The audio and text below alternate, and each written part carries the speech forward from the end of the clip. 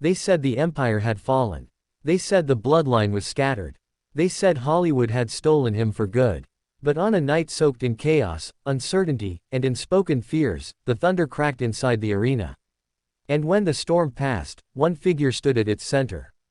Roman Reigns, the tribal chief, the head of the table. He returned, not to cheers, not to jeers, but to a roar that shook the pillars of WWE Raw. A roar that hadn't echoed through that ring since WrestleMania 41. Since the day he vanished into the bright lights of Los Angeles and beyond, into the cinema screens and movie deals and red carpets. He left a kingdom behind. And now, he's come back for it.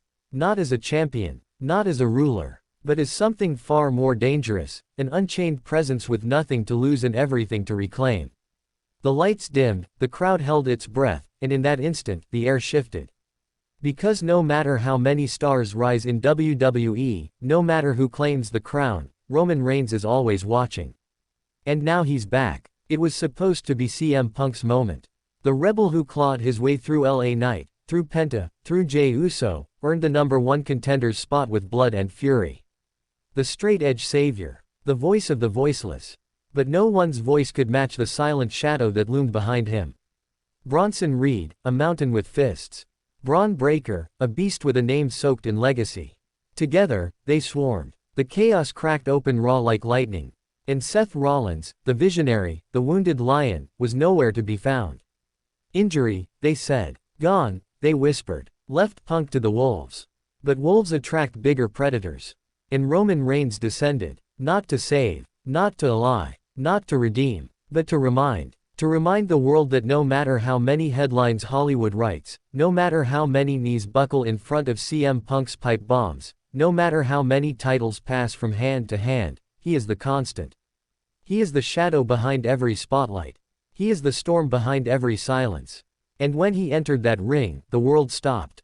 Bronson Reed, flattened. Bron Breakker, stunned. CM Punk, left staring. Because what do you do when the man you hoped would back you, refuses to tell you whose side he's on?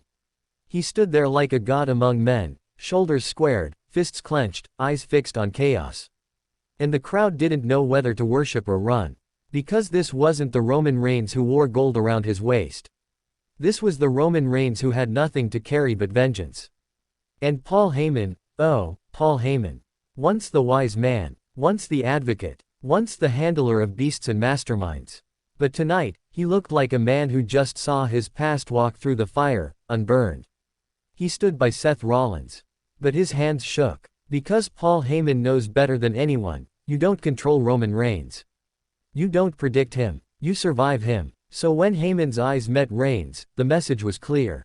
War is coming, and it won't wait for alliances to be settled. The questions now echo louder than the crowd's chants. Is this the return of a fallen king, or the rise of something more unholy? Did Roman Reigns come to save Raw, or to break it? Is CM Punk a partner, or prey?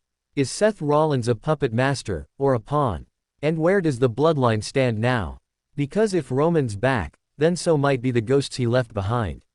Solo Sikoa, the new enforcer. Jimmy Uso, the brother in exile. Tama Tonga, Hikuleo, whispers of war circle around them all. The bloodline isn't dead, it's evolving. And maybe, just maybe, Roman's return was not about Raw, not about Punk, not even about gold. Maybe it was about sending a message to his family. That the chief has returned. That order will be restored, by force or by fire. But don't mistake this for redemption. This isn't about forgiveness. This isn't about alliances. Roman Reigns walked into Raw like a man who knew something the others didn't. That the game has changed. That the throne is empty. That chaos breeds opportunity, and he is the master of both. The WWE Universe feels it. The locker room whispers it. Even Seth Rollins, from the shadows of recovery, surely sees it. Roman Reigns didn't come back to play nice. He came back to take back. And if Paul Heyman thinks loyalty lies with Rollins now, he may soon learn what betrayal tastes like. Because Roman remembers everything. He remembers WrestleMania. He remembers the cheers that faded. He remembers the knife wounds of betrayal. And now, he returns as neither heel nor hero. He is the storm. He is the reckoning. And when he lifted his hand, Not in salute, not in acknowledgement, but in absolute warning, the world knew. WWE will never be the same again. CM Punk may be the #1 contender, but what happens when the real contender isn't in the match? He's above it. Bronson Reed and Braun Breaker might have sparked the fire, but Roman Reigns is the inferno. And Seth Rollins, he might heal. He might walk again. But by then, the table might already be flipped. The chessboard is in flames. And Roman Reigns is moving without pieces. He is the king, the queen, the checkmate. So now, the countdown begins. To SummerSlam. To Payback. To War Games. No. To Judgment. Because Roman Reigns didn't come back for a pop. He came back to remind the world of one unshakable truth. You can't sit at the table unless you acknowledge the one who built it. And tonight, he didn't ask. He took. Because when Roman Reigns returns, everyone else bows, or burns.